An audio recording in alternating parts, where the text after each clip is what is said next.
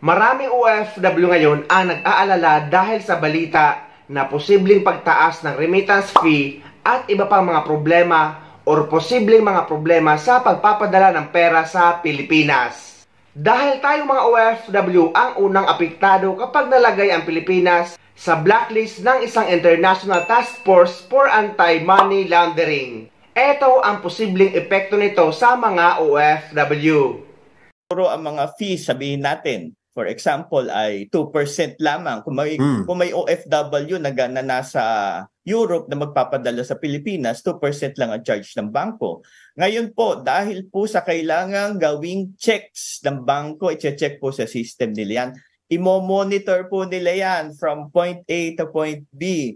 Ipapadecide po pa nila yan sa kanilang mga senior managers. Meron po silang list ng mga remittances yan. Yung 2% po ay mag-i-increase, maaring maging 3, 4 hanggang 5%. Ano namang hakbang ang ginagawa ng ating gobyerno tungkol dito? May dapat ba tayong ipag-alala? Pinamamadali ng Pangulo ang mga hakbang para matanggal na ang Pilipinas sa gray list ng isang International Task Force kontra Money Laundering. Kung hindi, posibleng maapektuhan ang pagpapadala ng pera sa Pilipinas, pati ang mga investment at credit rating ng bansa. Tinutukan yan ni Ivan Mayrina.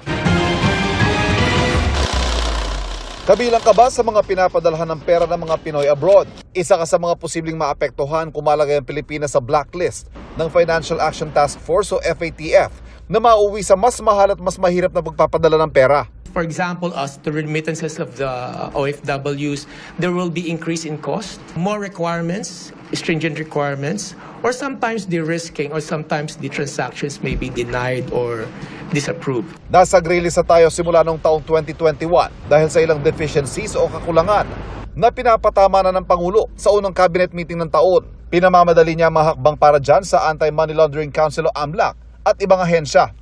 Ayon sa AMLAC, mula sa dating 18, 8 deficiencies lang ang kailangang ayusin. Kabilang dyan ang mas epektibong pangasiwa sa non-financial businesses tulad ng jewelry shops, real estate at mga kasino, pati mga professions tulad ng mga abogado at accountant, pati pagpapaigting sa investigasyon at paghahabla kaugnay ng money laundering at terrorist financing.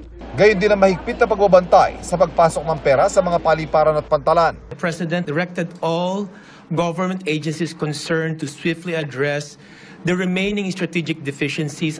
January 2023 pa dapat ang deadline para sa Pilipinas pero na-extend yan hanggang ngayong buwan.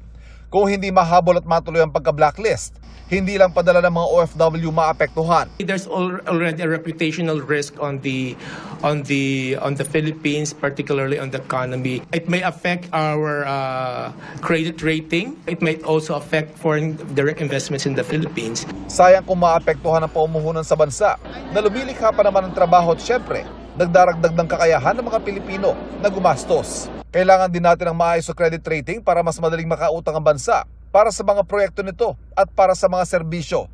So, dapat bang mag-alala ang mga OFW? Base naman guys, sa mga nakaraang panahon ay paulit-ulit nang may ganitong issue ang Pilipinas.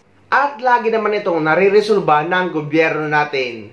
Lalo na't ang unang apektado dito ay tayong mga OFW na main source ng paglago ng ekonomiya natin sa Pilipinas. So, ang dapat gawin natin ay magtiwala lang tayo sa ating gobyerno.